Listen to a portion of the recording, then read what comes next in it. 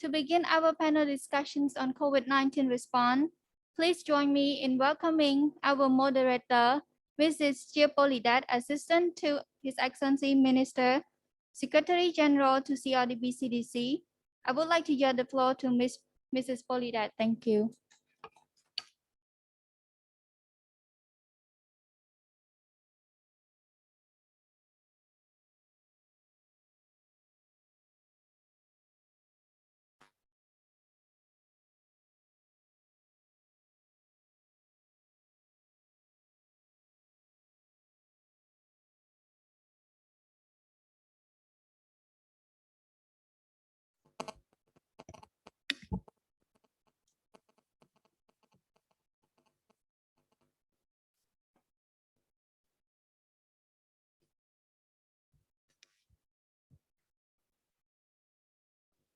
Thanks, MC, for introducing me and hand over this session to me. First of all, good morning, Excellency Chair, colleagues, distinguished participants in this meeting room and around our virtual meeting table. And especially good morning and thanks so much to our panelists for being on board with me, both physically here. Thanks to Dr. Stefan for joining us here in this meeting room, and also thanks to all our panelists on screen as well. So I'm very much honored to be the moderator in this important panel discussion on the support to COVID-19 response and recovery. So first of all, I would like to invite Dr. Stefan to join me on the stage, and we begin our panel discussion shortly. Thank you.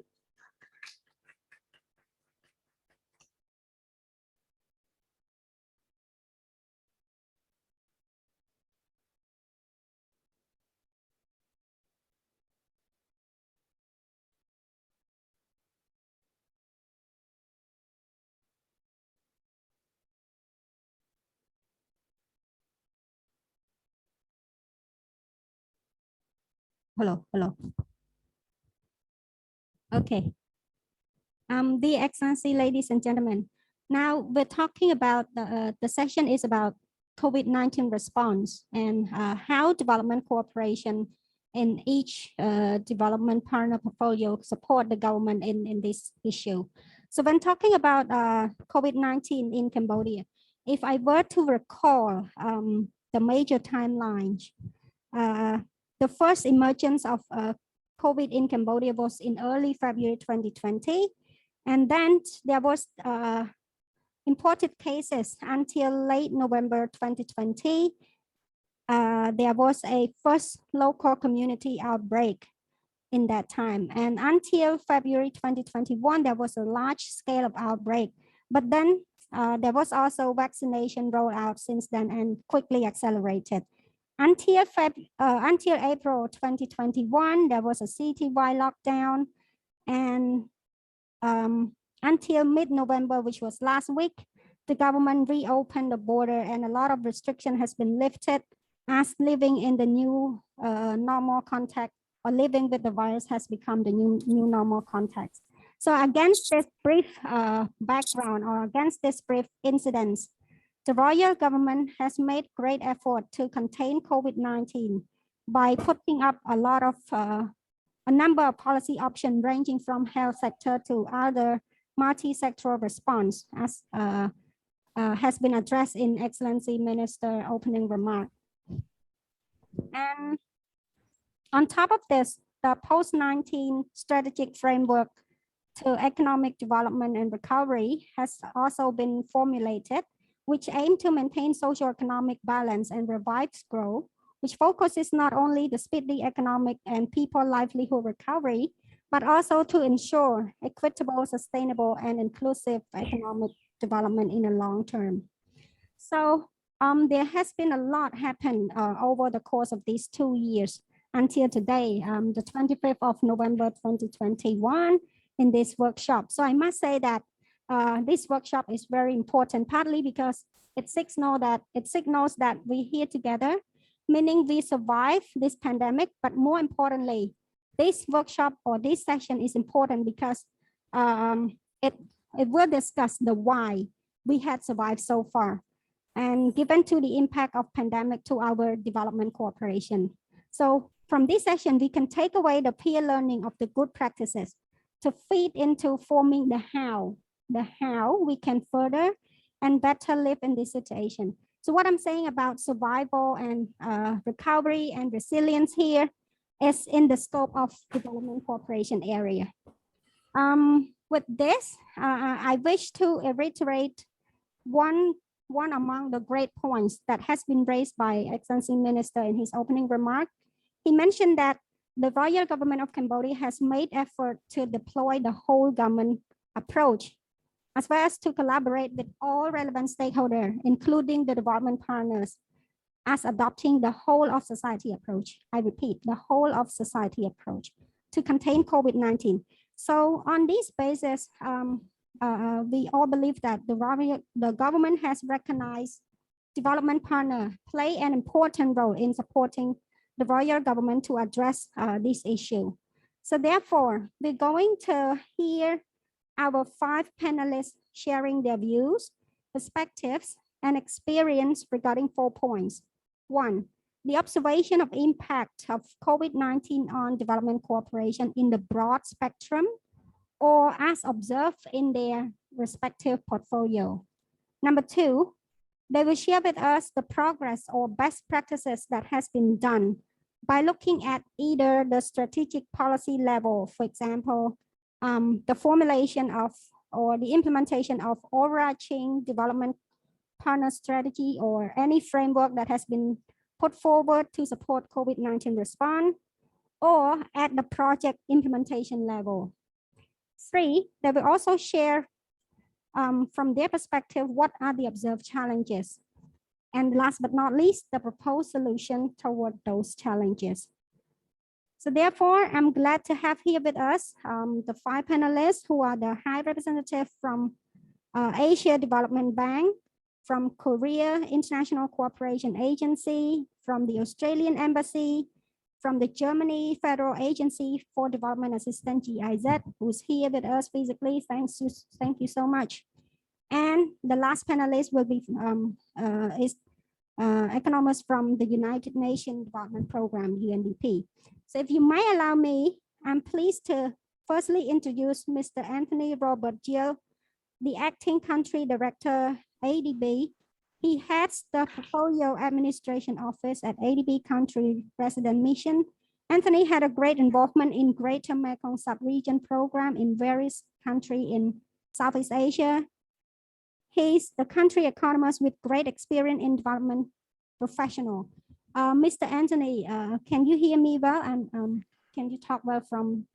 Yes, thank you very much. So the floor is yours. Thank you. Thank you. And good morning, Chair, Excellency Chair, Your Excellencies and distinguished delegates at this important workshop. You know, the first slide, please. I can't see which slide is up, so is the slideshow in the room now?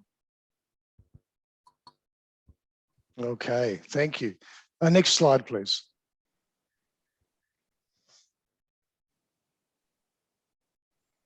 Okay. We think that the government has done a wonderful job at managing the COVID crisis. And they have put together a very sensitive and sensible response plan, which the ADB has been working very hard to support. Next slide, please. Now, what we've been working with the government on is what are the new drivers for change in response to creating a strong recovery. And we do believe that this is going to require, or there's going to be new drivers of growth. As you can see in the tables on the screen, construction and finance has been growing, while agriculture, thank you, while manufacturing and agriculture have been going down over the last few years. Next screen. Now, the government's responded very, very well to the needs of Cambodians. And you can see here, left to right is the budget for the government budget for 2019 to 2022. And they've really responded very well to the needs for addressing the pandemic, as well as providing strong support for social assistance programs and economic support to SMEs. And you can see over the years of the pandemic how this is being adjusted to respond to the changing needs in Cambodia as we head towards a recovery. The ADB program has equally adjusted in response to the needs of Cambodia and to the requests of government. Next slide, please. Next slide, please. Overall, we think that our country partnership strategy remains relevant. We have been adjusting our program and to align that with the government's economic recovery plan, which was on the first slide.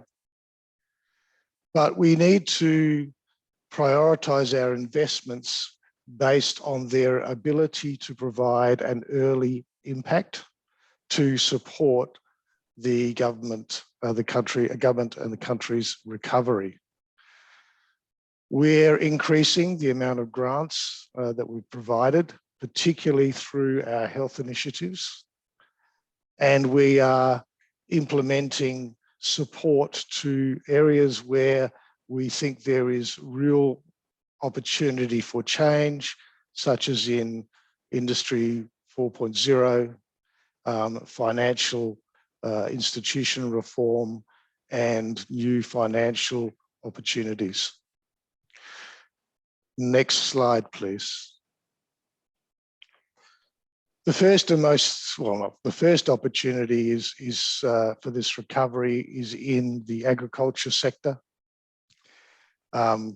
We need to grow the domestic market, improve market access, and upgrade the value addition.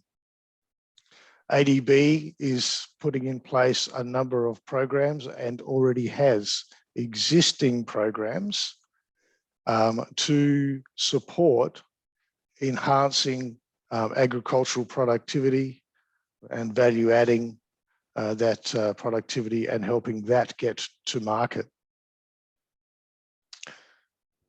Next slide, please. The second opportunity that we see at the ADB is for upgrading manufacturing. And this comes in a number of areas. Partly it's about the infrastructure to allow trade, but also opening up the economy to make it more competitive to respond and compete in a regional market and a global market. In our portfolio, we've got some infrastructure work, and we're working on new programs to support trade competitiveness, skilling the people of Cambodia, and improving the efficiency of the energy sector, which is one of the major costs compared to our regional neighbours. Next slide, please. The third opportunity that the ADB see and work with the government on is increasing and improving and refocusing the tourism sector, which, as we all know, has taken a huge hit over the pandemic and remains a major contributor to the gross domestic product of Cambodia and is a big employer of Cambodians. But the new opportunities around new infrastructure, but also a change to the way or the type of tourism sector responses that we have are moving away from, not away from, but enlarging the tourism opportunities in the country to include more community-based tourism projects, as well as to provide the infrastructure to support that tourism growth. Thank you. Next slide. So our resource envelope is changing as we go forward. Just up there, we have the sorts of, these are in millions of dollars that we'll provide as we support the government through this recovery plan. Next slide, please. If we get into the real sort of work that we've been doing in support so far, in the health sector, we've provided a lot of support for the treatment and testing capacity in the health sector. We're working with the government on a vaccine procurement and delivery project for next year under the APVAX agreement. And we're looking, we have got a new project for next year on border zones to facilitate better control of the health and well-being of both migrants, but also of livestock. Next slide, please. We think the government has done a terrific job in social protection and inclusion during the pandemic, and we've been very proud to support with them and others. We've been helping the government on policy work, and in part that's been developed through some economic surveys that we've partnered with UNICEF and the World Food Programme, and we'll continue those surveys to better understand the needs of Cambodians as they come through the recovery process. We've done some in-depth thematic analysis of survey data, and we're in the process of a gender impact assessment. We're piloting innovations to help the government with its ID poor evaluation and piloting the digital social registry. And we're investing in system strengthening in project design with the government and building and protecting livelihoods project in 2023. All of these are designed in response to the government's requests and needs to help rebuild the economy. Next slide, please. On the economic recovery, our focus has been on, is and will continue to be on financial management and financial sector deepening, strengthening competitiveness, diversification for those new growth drivers we talked about before, and skills development and upgrading so Cambodians can come out of this recovery with a more vibrant and deeper economy. Next slide, please. In addition, we've also got we're a part of the Greater Mekong Sub-Region program, that it has its own response and recovery plan. ADB supports both the implementation of the sub-regional response and recovery plan, both in Cambodia, of course, but also in other countries. Next slide, please. So Cambodia's management of the pandemic has exceeded our expectations, and the vaccine rollout has been exceptional, and I think everybody agrees with that. We all understand that the health threats are still there, and this is particularly true in the border areas. But the recovery will require careful management of the downside risks, both in policy and investment. And we need to increase the competitiveness in Cambodia to stimulate new growth in manufacturing, in agriculture value addition, and others. We think it's very important to monitor carefully the recovery and the impact that that recovery is having on Cambodians. We will continue to do that. We're a little concerned, of course, about children's return to school.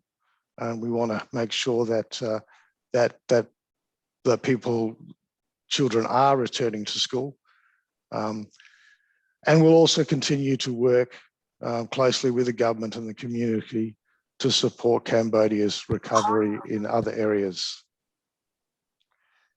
ADB's experience in operationalizing or operations during COVID has been that many of our projects and programs have slowed down their implementation due to constraints created by the lack of ability to travel, stops on construction, the inability for specialists to move around or to enter the country.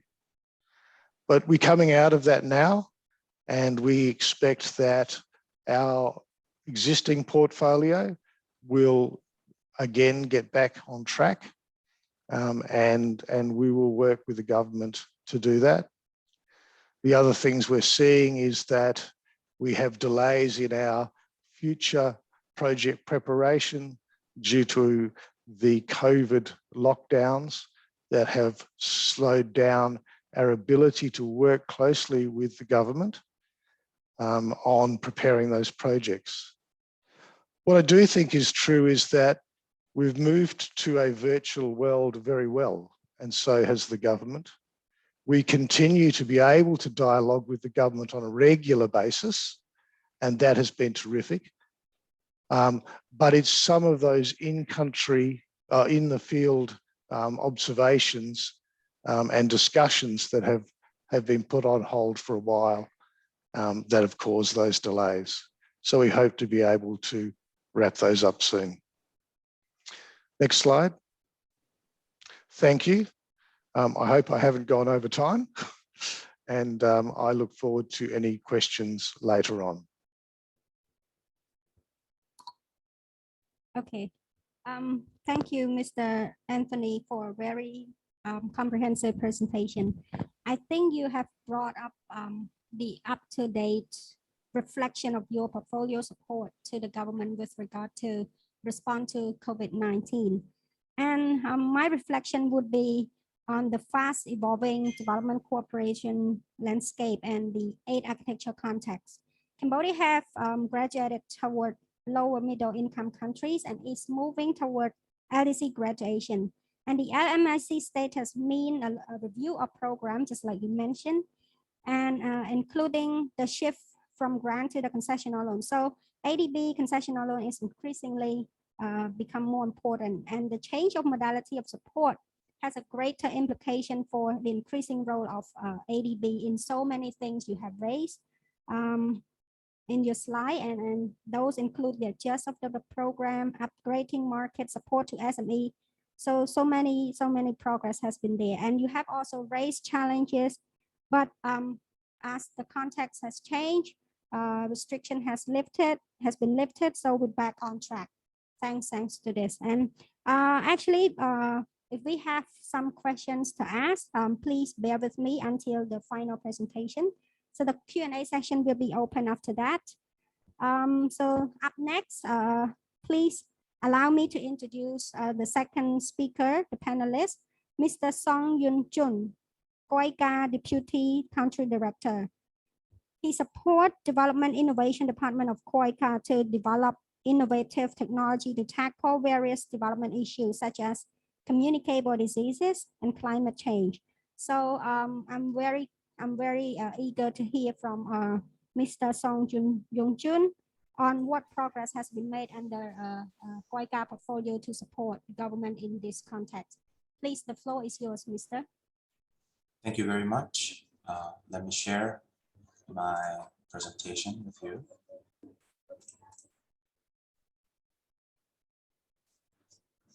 Do you see my slides?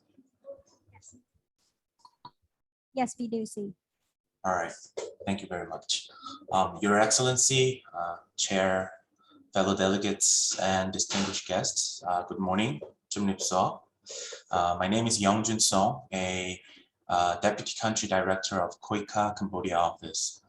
First off, thank you for having us today. To start with, I would like to give you a brief introduction of our organization, KOICA. KOICA stands for Korea International Cooperation Agency. KOICA was founded in 1991, 30 years ago, as a grant aid and technical cooperation agency of the Korean government under the Ministry of Foreign Affairs. KOICA now operates about 270 projects worldwide, which are worth about 900 million US dollars. KOICA now has 46 overseas offices, and Cambodia office is one of them.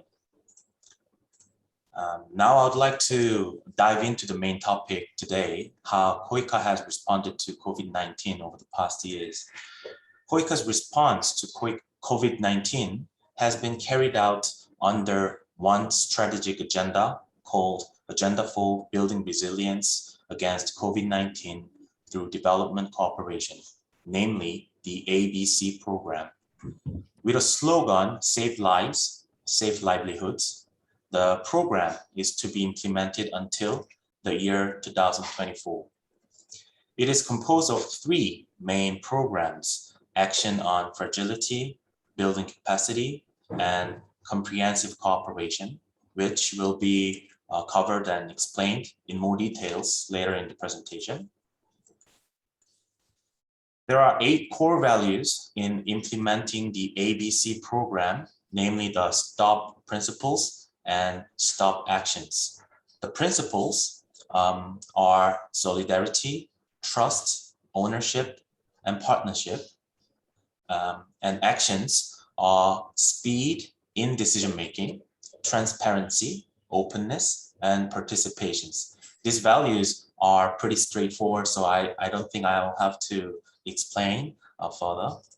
With the ABC program, KOICA aims to overcome COVID-19 with mutual development cooperation, especially acting on commitments of the G20 Leaders Summit statement on COVID-19 by sharing Korea's experience and technology, strengthening cross-sectoral comprehensive cooperation, and building capacity.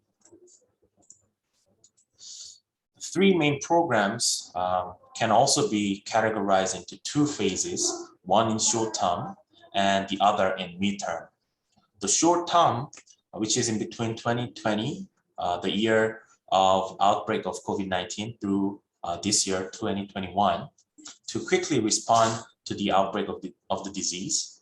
The midterm, which is in between 2022 through 2024, to gradually build resilience.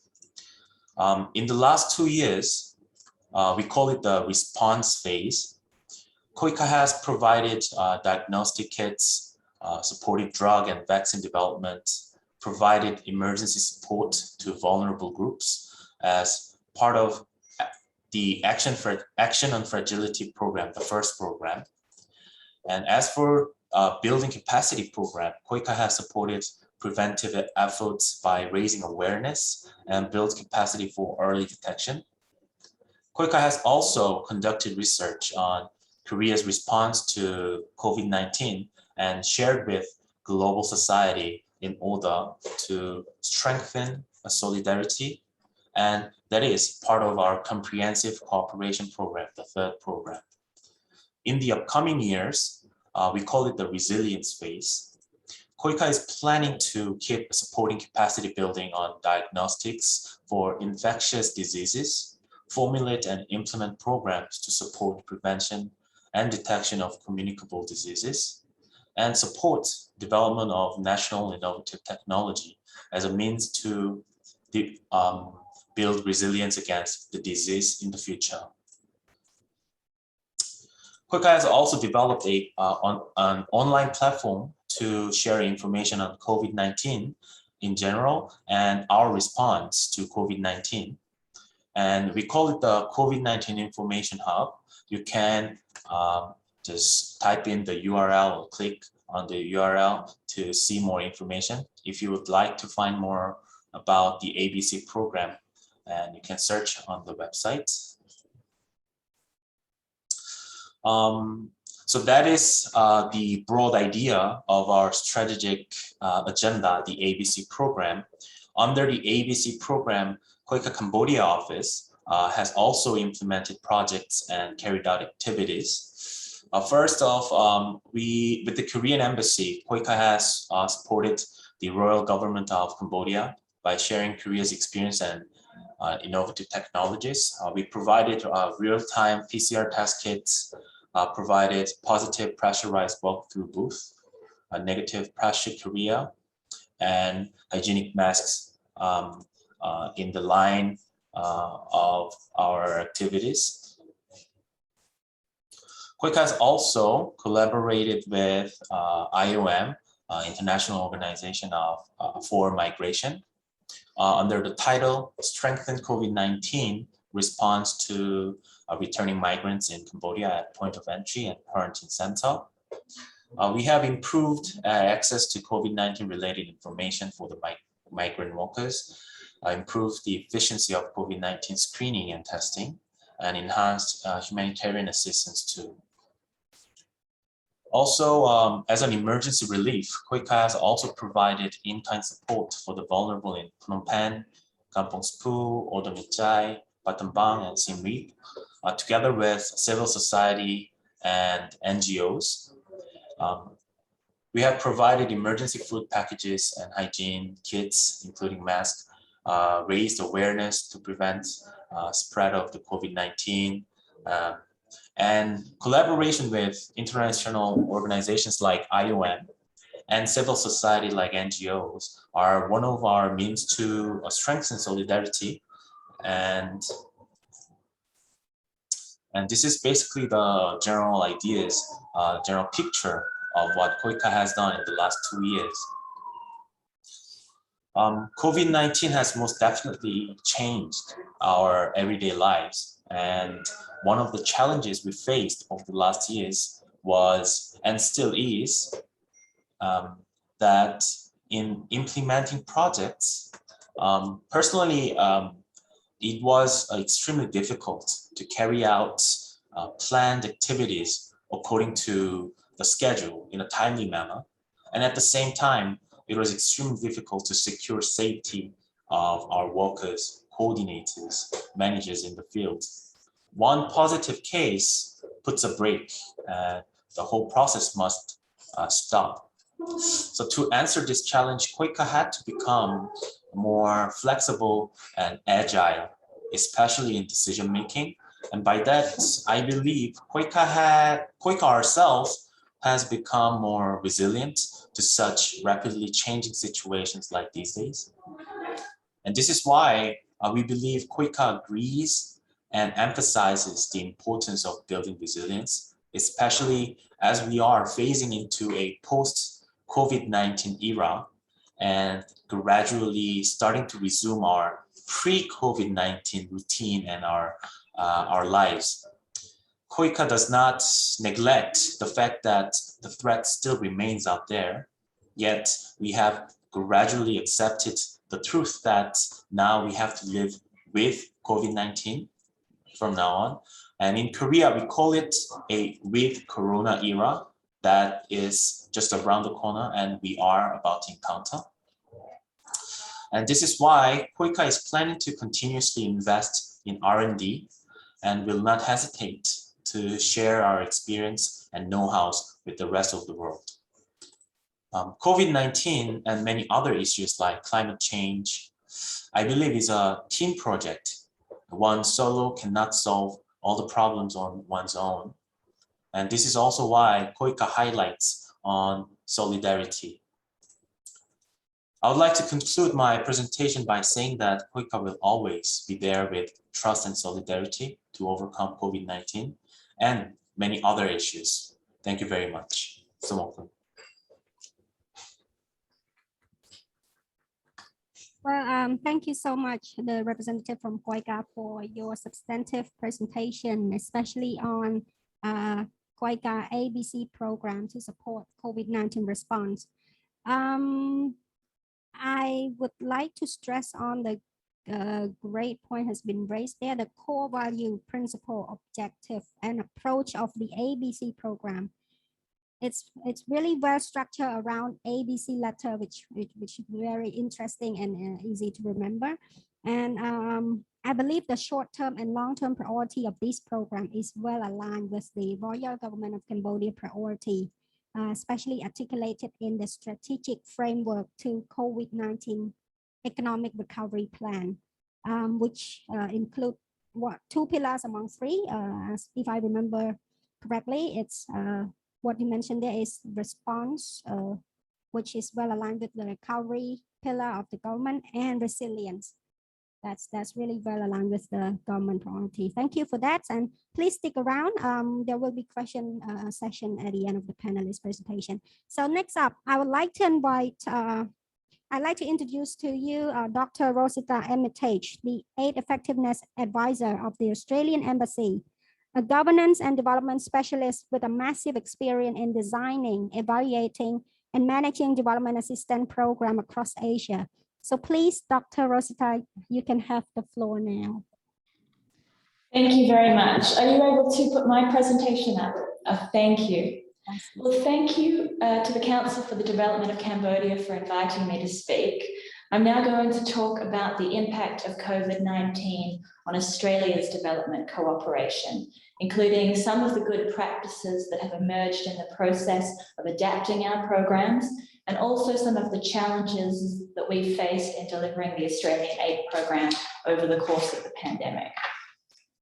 So Australia quickly recognised the impact that COVID-19 would have on Cambodia as a lower middle income country, and realised that the aid investment plan that guides the Australian development cooperation portfolio had quickly become obsolete as the severity of the pandemic emerged. In close cooperation with the Royal Government of Cambodia, we developed a Cambodia COVID-19 development response plan. Next slide, please, to help meet Cambodia's specific needs in responding to COVID-19. Can you change the slide? Please wait. I'm sorry. That's fine. Yeah.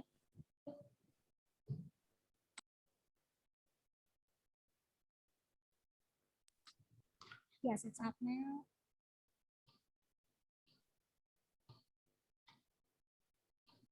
Next slide, please. Yes, next. Yes. Thank you.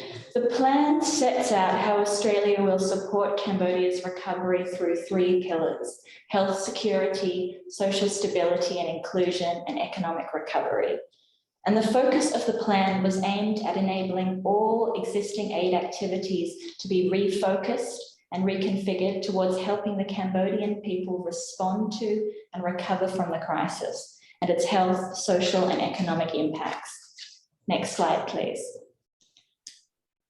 Given time constraints, I'm not going to explain the details of the Australian aid program, except to highlight that we invested a great deal of effort in responding to the health crisis caused by COVID-19, but also in continuing to provide free routine health services for Cambodian families who couldn't otherwise afford it. In terms of our work on social stability and inclusion, we were able to build upon the Cambodian National Poverty Register, ID Poor, that Australia had worked to support with other donors for over 10 years to ensure that Cambodia successfully rolled out its first national cash transfer for emergency COVID-19 relief. And through our Resilience Fund partnership with the UNDP, we were also able to support the government to identify the thousands of households who were pushed into poverty as a result of COVID-19, who were desperately in need of this cash transfer support. And briefly, in terms of our economic development support, we've been working to aid economic recovery in Cambodia through encouraging high-quality investment in infrastructure to strengthen competitiveness, and also to reinvigorate the agriculture and agro-processing sectors as a source of inclusive growth. Next slide, please. So there are a number of good practices that have emerged over the pandemic period that have enabled us to provide effective support to the Cambodian people in the face of COVID-19 that I think it's worth sharing. The first among this was that Australia and Cambodia worked together to develop Australia's COVID response plan. This included significant input from the Cambodian government, including a series of constructive dialogues and formal consultations facilitated by CDC in August of 2020. And this was participated in by senior officials from a broad range of Cambodian agencies. We were able to do this effectively by building upon the strong history of development cooperation that already existed between Cambodia and Australia, enabling both of our countries to effectively coordinate in supporting the Cambodian people and the significant challenges facing our shared region. Critically, several of our programs were already well suited to assist in responding to the crisis, or they had been explicitly designed with emergency response measures included, and I'll talk about some of those in a moment. And also many of our programs have been developed and delivered in partnership with multilateral and bilateral organizations like the World Bank, UNDP, UNICEF, WHO, and GIZ, which has enabled better donor coordination in our response and greater impact as a result of the networks and expertise in each of these organizations, enabling us to work together collaboratively and to leverage each of our strengths. Next slide, please. So I'd like to share a few examples of how we managed the shift and look at two particular programs as they give a good example of how we did this. The first program I'd like to focus on is the Health Equity and Quality Improvement Project.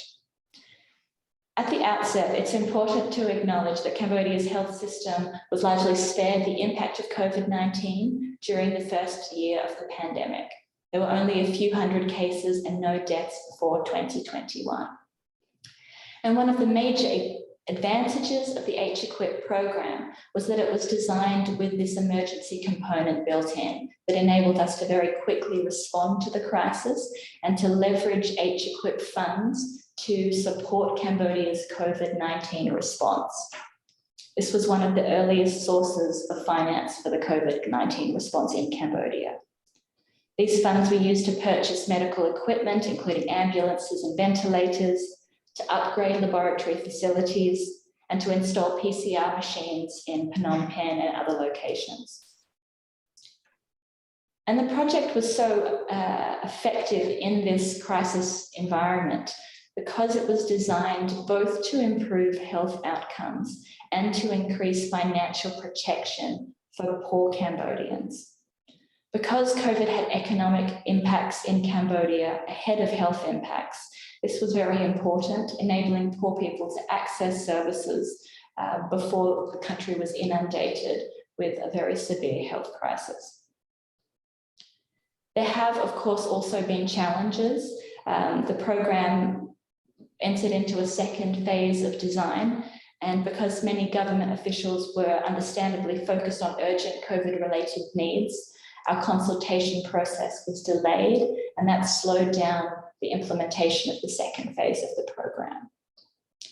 Next slide, please. A second example of challenges that we faced within our programs and how we adapted to these challenges is evident in the Australia-Cambodia Cooperation for Equitable and Sustainable Services program, also known as ACCESS. In line with the Ministry of Health's COVID-19 preventative measures, Access moved to a completely online model of implementation.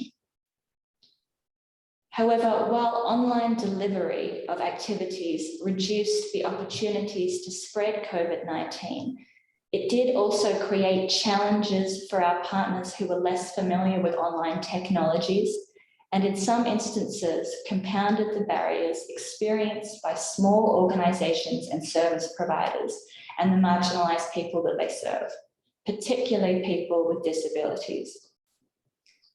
Our program learned that many of our partners needed additional support to adjust to remote service delivery. So, for instance, Access supported organisations providing gender-based violence support services to shift to delivering phone-based services where this was appropriate and possible. One area that has been less successful to date has been our support for physical rehabilitation centres and efforts to help them to pivot to a different service model. Our data shows that there has been a significant decrease in the use of physical rehabilitation services among people with disabilities, and that this is mostly due to their fear of COVID-19 transmission. So something that we're now working to strengthen as part of this program is to continue to minimise the risks of COVID transmission, but also looking at appropriate means of raising awareness amongst this group on how they can access in-person services safely. And one of our partners has piloted a remote service provision and communication activity where they are raising awareness amongst the community that they serve about how to prevent transmission while accessing rehabilitation services. And this has been very successful. So we're now looking to share this experience with other rehabilitation centres and to support them to adopt an approach that will enable them to provide better support to more people living with disabilities. So thank you for the opportunity to share some of these experiences of the Australian Aid Program. Well, thank you so much, Dr. Rosita, for your deliberation on Australia Development Cooperation, especially the good practices of Australia portfolio to support the government in response to COVID-19. And I reckon that the support has been framed under the Cambodia COVID Development Recovery Plan, the CDRP. We have observed that there's a great deal of work has been done. Much thought has been invested in formulating this CDRP. I personally have been involved in this process in CDC over the last year. And when it comes to the implementation of it, it's a whole new practical thing, which is very impressive, as has been raised in your slide. I also personally like the way you raise project Health Equip and Access as the good example of how Australian portfolio has addressed COVID-19 issue and challenge of the project has been raised, and also what could have been done better. Thank you so much for this. So up next, please allow me to introduce our dear friends and colleagues from GIZ, Dr. Stefan Hanselmann, the head of program of GIZ. His work operations station are based in Siem Reap province, so it's really good opportunity for him to, for us to have him join us here physically. He had worked across continent from Germany to Japan, India, Latvia, and Mongolia on development cooperation and strategic planning. He was a managing director of German private firm, and then he joined Germany Federal Agency for Development Assistance, GIZ, with an extensive experience with private sector development, including the inclusive and sustainable development. I can't wait to hear my friend Stefan, who is now the director of two programs, two GIZ programs, the RED program and the Micro, Small, Medium Enterprise program. So perhaps he will bring us to see development cooperation in the context of COVID-19 from GIZ support perspective, and perhaps by working closely with the private sector, so he could see from different lens how these challenges has been observed and has been addressed so far. So please, Dr. Stefan, the floor is yours. Thank you. Please join me, welcome him. Yeah, thank you very much for this introduction, and welcome, Excellency Chair, distinguished participants, co-panelists, ladies and gentlemen.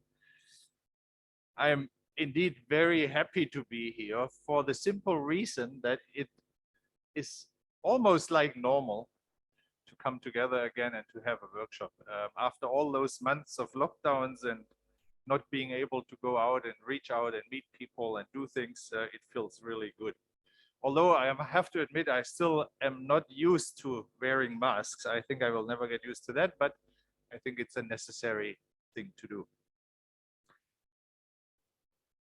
My name is Stefan Hanselmann. I'm the head, as you heard, the head of two GIC programs. One, the Regional Economic Development Program based here in Siem Reap, covering 4 provinces in the northwestern part, Siem Reap province, Oda Minche, Banda Minche, and Prevehir provinces. And the program is now in its 4th and final phase. It was started in 2007 as a local economic development program, and I would say its DNA is still local economic development, although the character has changed over time. Today we have 3 components.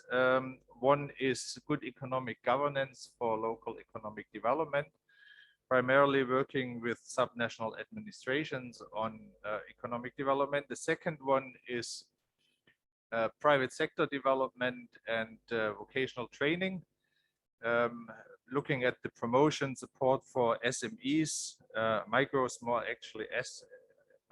and medium-sized enterprises in those provinces. And the third component, which is, I would say, where we originally came from and which is the biggest component till date, is agricultural value chains, promotion of 3 agricultural value chains, mainly cassava, rice, and vegetables.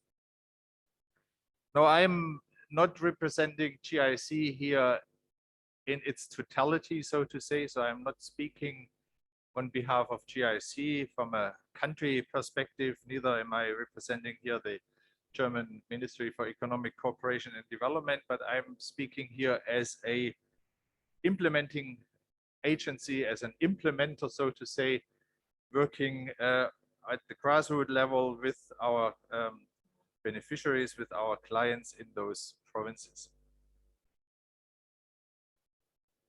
Much of the past 18 months have been a struggle, quite obviously. I think we share this with everybody else in the room and all the other donor organizations. And we have been challenged on a multiple ways, to the extent that we had first and foremost to redesign our plans of operation. It was already necessary to some extent in 2020, but even more so in 2021, when we had much stricter lockdowns and when access to some of the provinces was restricted because of travel bans. I think, like many other organizations, we then tried to change to online delivery, to digital modes of delivery. But as we just heard it from other speakers, this found very quickly its limitations, simply because people in the provinces, on the countryside, do not have access to digital technologies. There is oftentimes no internet connection, neither do they have the technical means and the technology, the gadgets, the laptops or whatever, to access the internet and to participate in digital training. So this is a very, very limited tool which benefits a selective group of beneficiaries, of partners, of recipients, and is not something that can be used across different sectors and across different topics. The second thing was that we had to reallocate funds. So I don't know how other donor organizations work, but Generally, funds have been planned and budgeted in advance, and to reallocate funds within an ongoing project is always somewhat of a challenge. And obviously, that was one of the things we had to figure out, how we could move funds from one budget line to another, because we thought it necessary to reallocate funds and to redesign our activities. Thirdly, we had to redeploy our personnel. Obviously, we started doing specific COVID-19 emergency measures. We started with additional funding from our co-financing partner SDC, Swiss Development, and also from our ministry BMZ, with special COVID-19 support measures. We started cash for work activities. We started special trainings in home gardening and for marginalized groups, for unemployed people that had migrated back from Phnom Penh into the provinces, into their home villages, and for people that have returned from Thailand and as labor migrants. And so we had to find funding within our own program, but also additional funding to develop new activities for those people. Externally, we faced a number of limitations. One being that the partners in the districts, in the provinces, got very busy with managing the COVID pandemic. So their human resources, their also financial resources got very quickly very stretched, and it was somewhat difficult to find people to work with when it came to the implementation of either regular activities or of special COVID-19 emergency measures. So the human resources and the financial resources in the provinces, in the districts, were not sufficient. Secondly, it required not only a certain readjustment and redesigning of activities on our side, but it was also necessary to communicate this to the partners and to mobilize resources on their side in order to implement those activities. And that is again something which required lots of convincing and some discussions to say, okay, now let the regular activities go. Let's focus on something else, and please agree to that because we need your support with the implementation. So, and last but not least, I mentioned already the financial situation. Obviously, the Cambodian budget got under pressure with the COVID pandemic, and in the districts and the provinces, the financial situation reflected that. So the ability to invest into emergency measures or even to carry out the regular activities got somewhat difficult over time. I mentioned the infrastructure shortcomings with regard to the digital technologies, to digital mode of delivery, but it's also the physical accessibility. In some cases, we found it hard to actually go to the places and do things because also the villages in some cases refused entry. We have one activity in community-based tourism, for example, and when we tried to send some consultants for some trainings, the villagers said, actually, no, thank you. it's too risky. We don't want any outsiders. We basically close down the village and we stay with ourselves. So there have been a number of challenges, but I suppose it was Churchill who said, never waste a good crisis. And I do see this COVID pandemic as an opportunity, in fact, as painful as it might be, because I think our Korean colleague mentioned it, it has forced us as an organization, as a project, to be much more agile and flexible and responsive to a very quickly changing environment and to very quickly changing needs.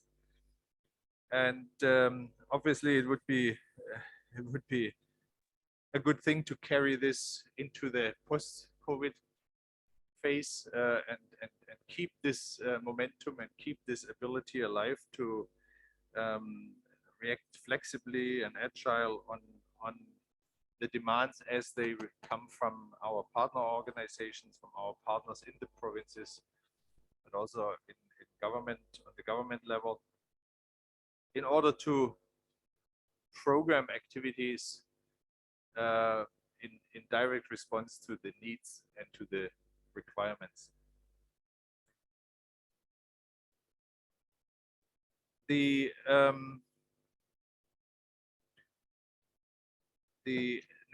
other aspect is that COVID has, I think, highlighted something we knew all along. I believe that even before COVID, it had become somewhat obvious that the Cambodian growth model, which had worked extremely well for the past 25 years or so, had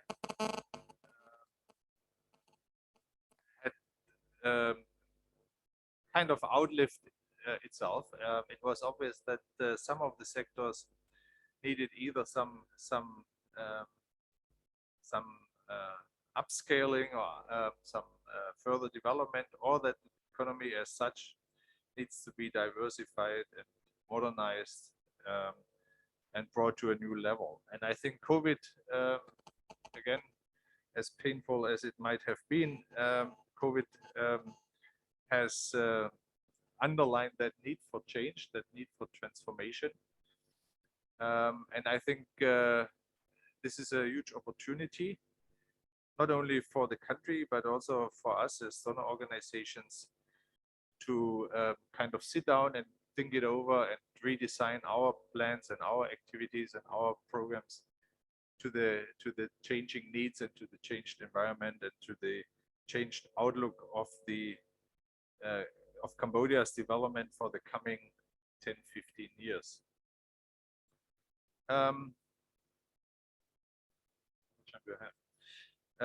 So from that point of view, COVID has been, as far as the implementation on the ground goes, has been somewhat difficult, especially the past 8 months. But I think it also raised the awareness not only of the government but also of many actors on the micro level, companies, entrepreneurs in general, associations, business associations, but also the subnational administration to redesign their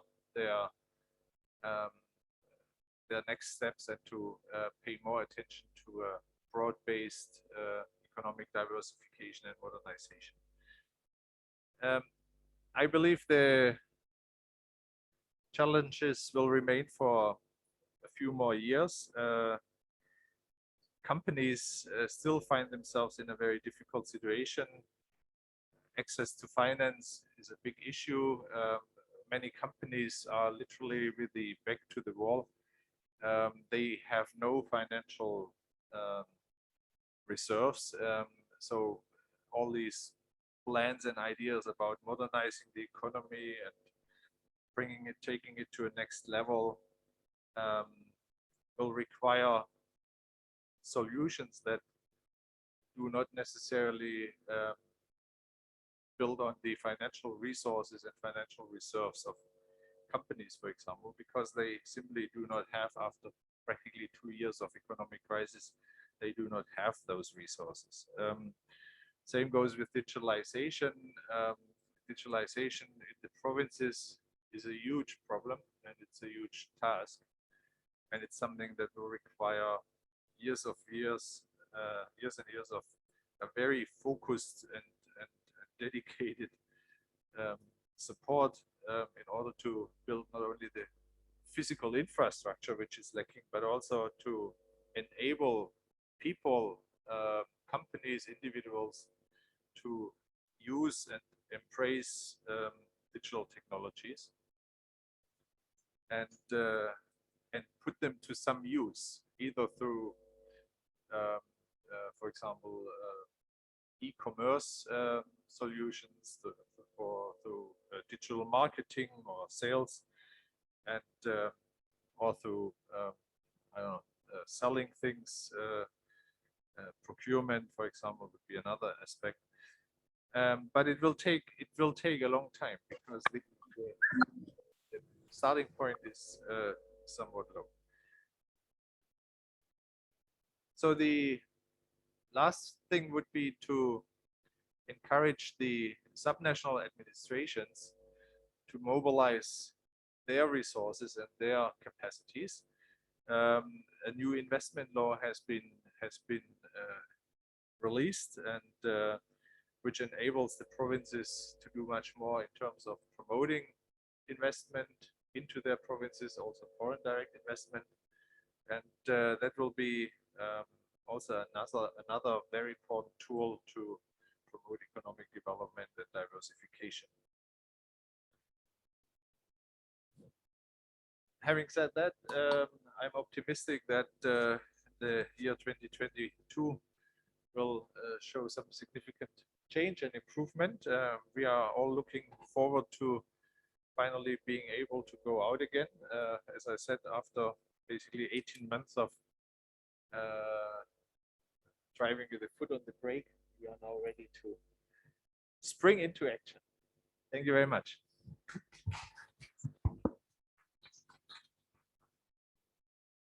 Well, thank you so much, Dr. Stefan, for sharing your views from the perspective of the implementation, the implementer of the ground project, and from looking at the subnational level as well. A lot of points has been raised. Similar challenges has been raised. The issue of reallocation of funds, the issue of digitalization, technology, human resource. But a good thing is that this is the opportunity in crisis that we can develop and improve all of those aspects. As you raised the diversification of the improvement of those sectors, and improve of digitalization as well to enhance the capacity of human resource in addressing all of those issues. So great to hear from Dr. Stefan. And we haven't finished our panel discussion yet. We still have the last panelist, who is Dr. O. Chandarani, National Economist of the UNDP. She's an economist, policy analyst with massive experience in research and in the development program. So please let me invite Dr. Rani to have the floor. Dr. Rani, please. Okay, thank you, Polydad. Please allow me to share the screen.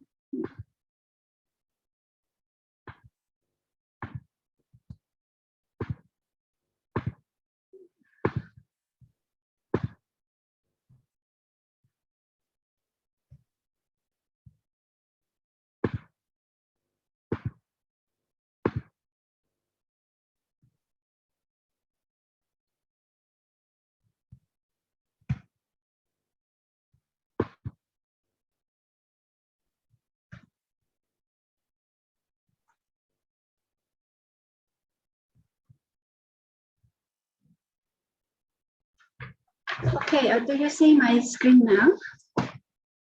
Yes, we do. Thank you. Okay, thank you. Good morning, Excellency Chair, ladies and gentlemen. So, yeah, I'm pleased to be here in this panelist today, and I would like to share with you UNDP and our macroeconomic modeling works, which have significantly support the government, especially the Ministry of Economy and Finance, in better understanding the impacts of the pandemics on Cambodia and informing the response to the impact of COVID-19 pandemics. So this is actually a good example to show the importance of evidence-based research that to formulate the policy. Okay, so before I start, before I go to the topics of the presentation, please let me quickly highlight the 6 pillars of UNDP response to COVID-19 and bring back better.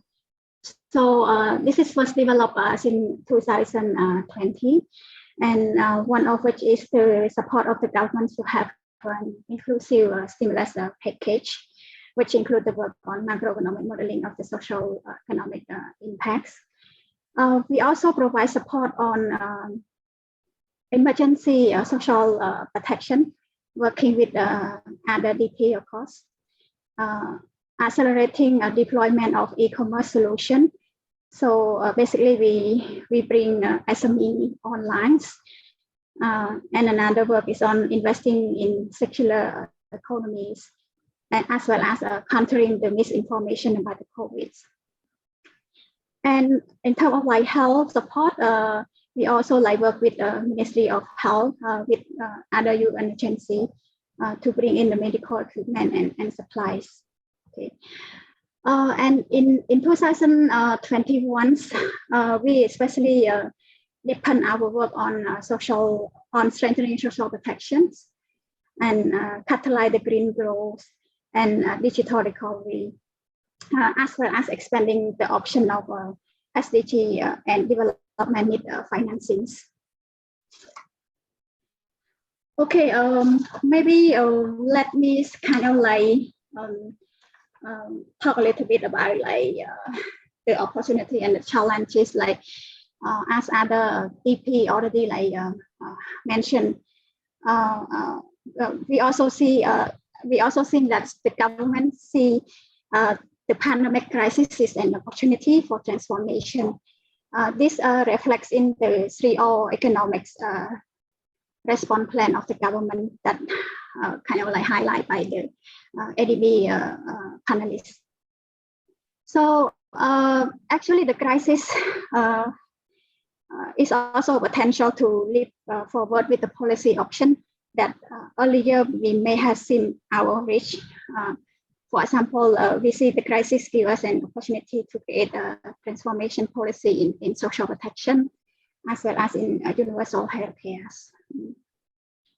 So, but this also like remind us that we might not be able to go back to the business as usual and create, but we may aim to create a new future, especially for the next generation.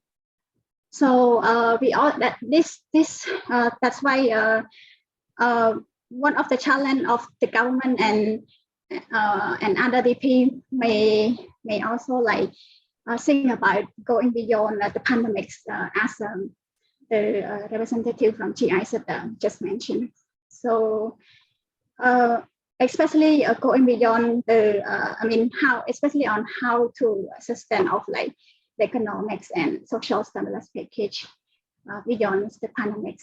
And for us, we think that it is critical to broaden the development financing landscape through, for example, like through innovative financing tool and mechanism. For example, like we can think about currently we are working with the Ministry of Economy and Finance on supporting the Khmer bond issuance.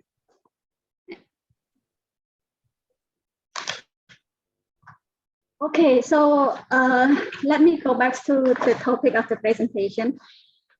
This is the background about like our COVID impact assessment. So since 2020, UNDP worked closely with the Ministry of Economy and Finance to assess the COVID-19 economic and social impacts, estimating the impact of pandemic on economic growth, poverty, and employment. This is with the funding support from DFAT, the Australian Embassy. Okay, as I mentioned earlier, the assessment has strongly support the government to better understand the impact and especially help shape the government stimulus package to support the most vulnerable people through social protection programs. Okay, I'm not going to deeply explain the methodology here, but I just want to highlight that we use a CGE model and employment and poverty module from the social accounting matrix, and then we have two scenarios, baseline and moderate with and without social protection. And the assumptions in the table are supported by data during the first 6 to 8 months, and then the global economic recovery and gradual reopening of the economy, and as well as an impressive vaccination rate of the government.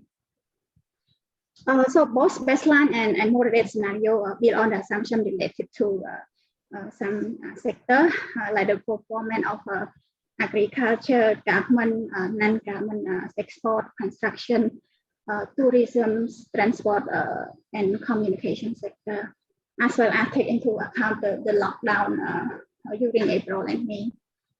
You can see that the moderate scenario anticipate additional impact from possible delay in the return to tourism and associated economic activity, especially the slowdown in government export and construction. Okay, let me so you go. Let me go to the results. So. In 2021, the economic growth was on the recovery trend, like showing a positive number. GDP estimated between 1.7% to 2.3%, and then the employment impacts. We also, the stimulation also demonstrate that unemployment and poverty are likely to improve this year. Because of the positive GDP growth and expansion of the social protection and other stimulus taking place. So for unemployment rate, like we also improve between 2.9% in the baseline scenario, comparing to the estimate rate of 4.3% reported in 2020. So, but here, the stimulation saw higher unemployment rate for female workers because there are higher participation rates in the key sector of the economy hit hardest by the pandemics, especially the tourism and garment and footwear sector. Okay, for poverty situation is, as I mentioned, is also likely to improve comparing to the estimation in 2020. So given the social protection and stimulus were put in place, the estimated poverty rate might range from between 11.5 to 12.5% in 2021. And here there are some recommendations from the kind of assessment. So we think that we should continue to strengthen the social protection system.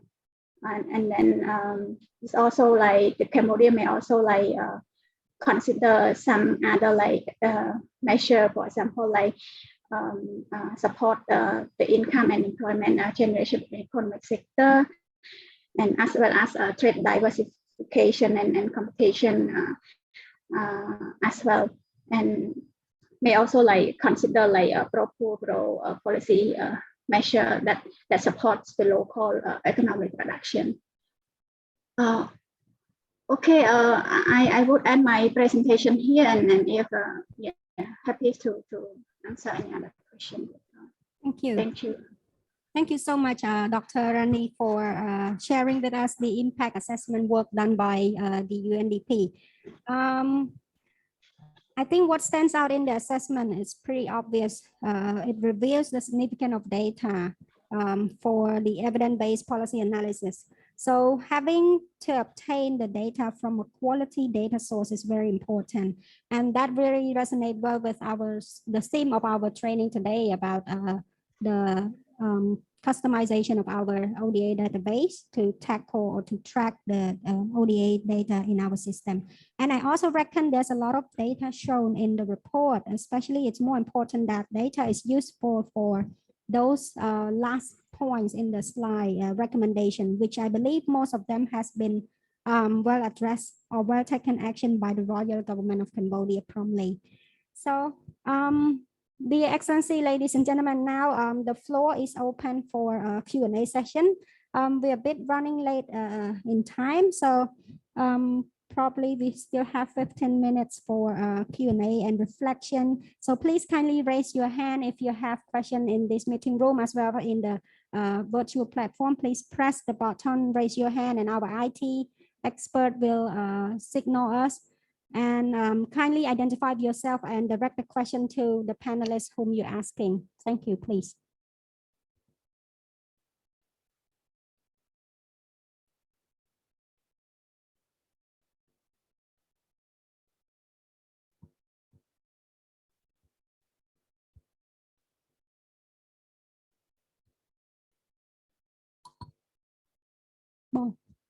Okay, so we've got a question from table number 3.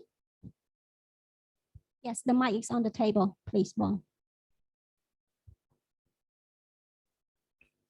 Okay, thank you. Could you hear me?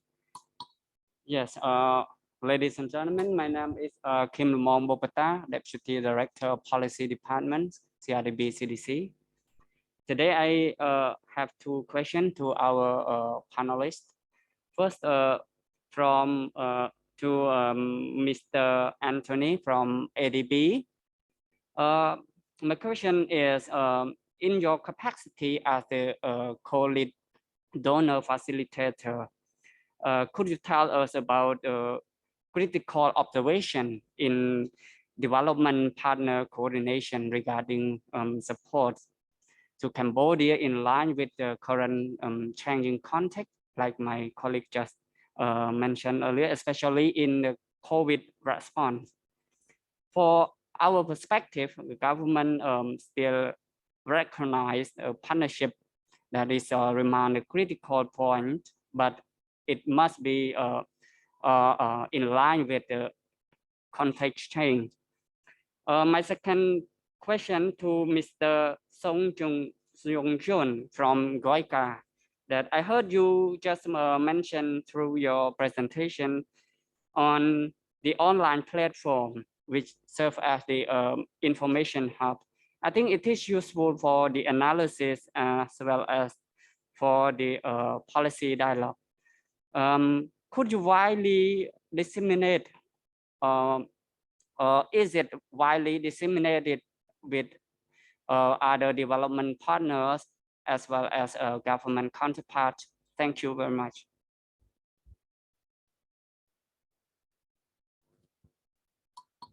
So is there any other question? I would take one more, or we can just proceed with the answer first. Yes, I think perhaps Mr. Anthony and representative from Goika can answer those 2 questions. I'd be delighted, and thank you very much for the question. I think Cambodia has one of the best development partner coordination mechanisms that I have seen across the region through these sector working groups. And these have, while operated in a virtual regard over the pandemic, have certainly continued to operate in much the same way as they have in the past. We also have a coordination mechanism also run by the UN group, which we all participate in. And so from that communication perspective, I don't think the pandemic has had a huge effect. We still continue to coordinate. And of course, it is the job of the Ministry of Economy and Finance to also guide and direct us in both our strategies and our, at least in terms of the lending portfolio, the direct development partners that we have. So we do communicate a lot with each other over the changes to our portfolio, how that's adjusting as a consequence of the pandemic. Every year, for example, the ADB does have a sort of programming mission, and we talk to all of the development partners as well as all of the ministries with whom we engage to ensure that our portfolio and our forward pipeline remains aligned and people know what we're doing and we know what they're doing. I think the pandemic and stopping us sort of physically engaging with each other has had some impact, but I don't think that has been significant. I hope that answers your question. Thank you. And as for questions for me, the COVID-19 Information Hub is open for everyone, and anyone can access by simply type into your URL, covid19.koika.go.kr. It has been disseminated to all public, but excuse our lack of public communication. Maybe we haven't promoted it very well, but yes, it is open for everyone. Thank you. Thank you. Thank you so much for question and answer. Is there any other question on the virtual platform?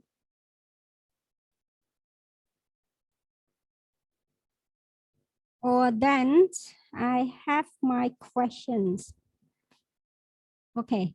Well, since the two panelists has already answered, I think my question would be a general, a broader question, but I wish to have the answer from the three other panelists who hasn't answered yet.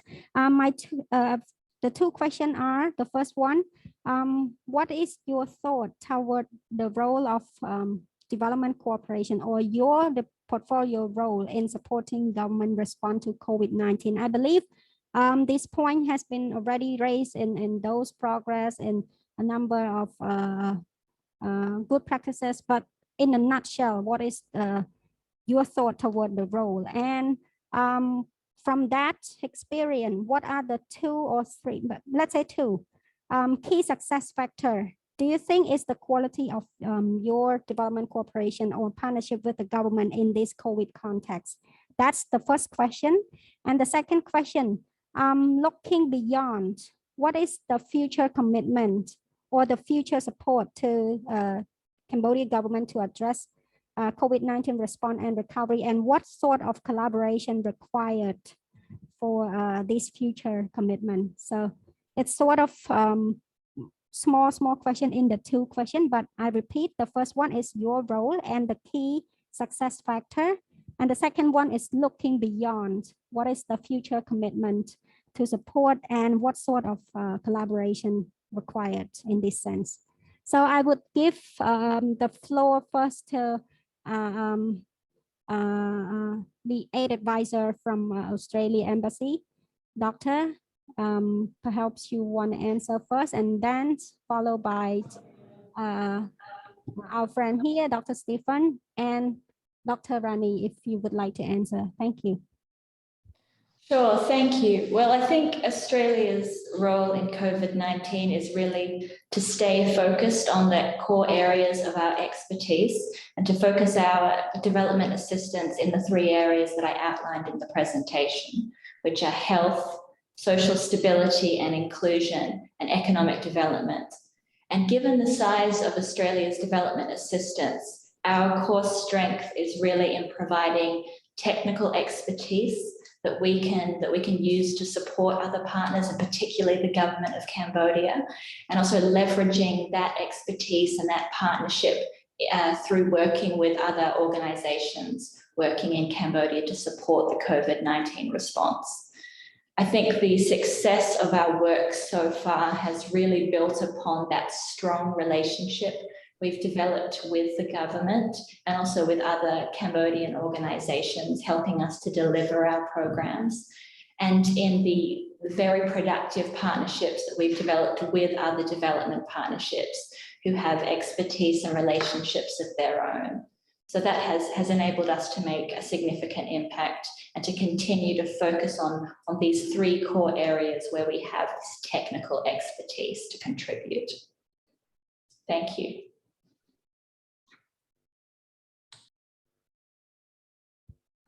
Would you want to answer the second question? I'll leave that for my colleagues to respond to the second question. Go ahead. Thank you. And then the floor is given to Dr. Stefan if you're ready for answering. Yes, please. Thank you. Yeah, thank you very much. Obviously, I have now moved up to the policy level, to the GIZ level in general.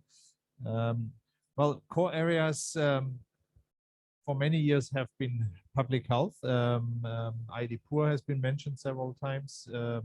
We have also a public health project.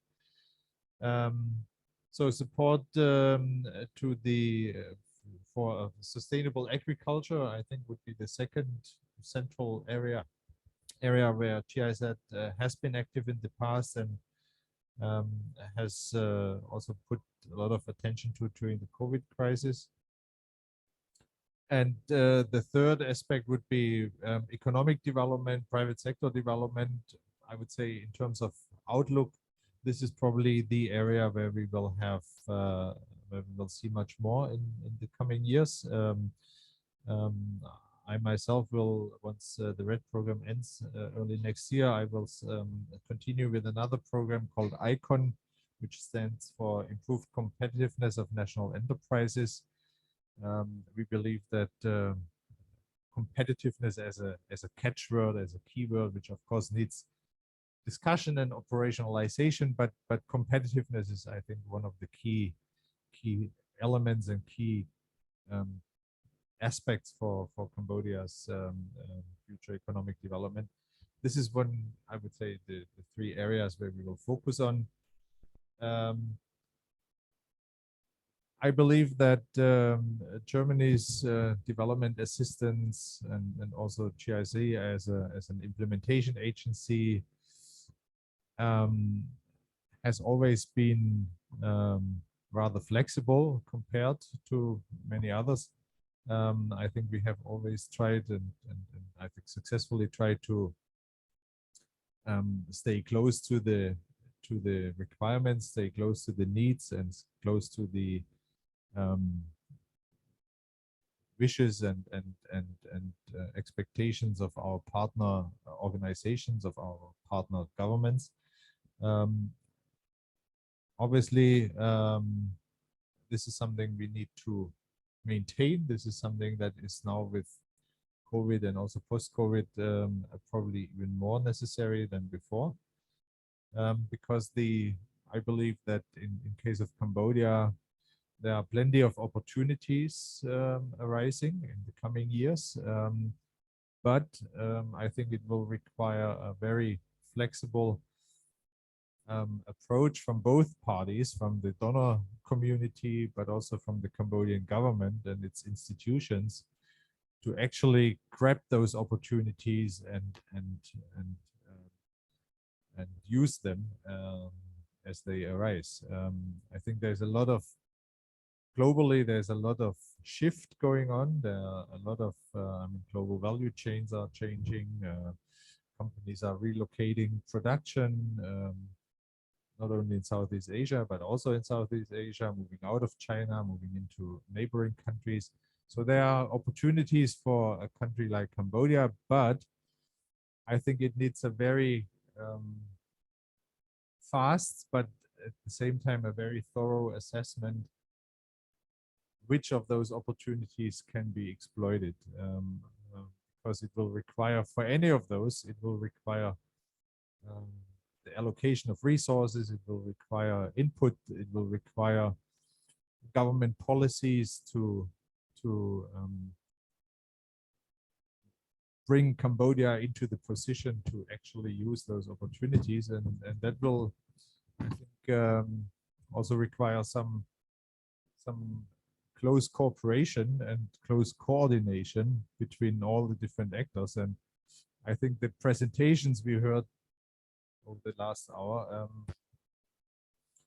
already show that there is a lot of parallel thinking happening.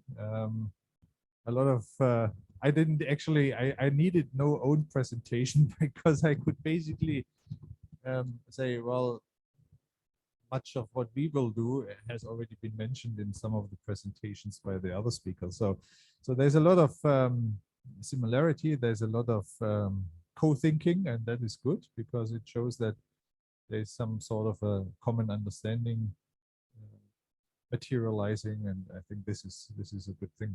Thank you. Thank you so much, Stefan, for your deliberation. Now, over to Dr. Rani. You have something to add? Okay. I'm quickly share again with my our focus in 2021 as well as in 2022 and beyond. We will continue to work on strengthening the social protection system, and as well as to kind of like promote the green growth and digital recovery. And importantly, as I mentioned, like we need some more to think about how to expand the option for developmental needs financings. Yeah. And yeah, I can't agree more with Dr. Rosita that our key successful factor is to build a strong relationship with the government as well as with other DP, of course. And yeah, we think that we have built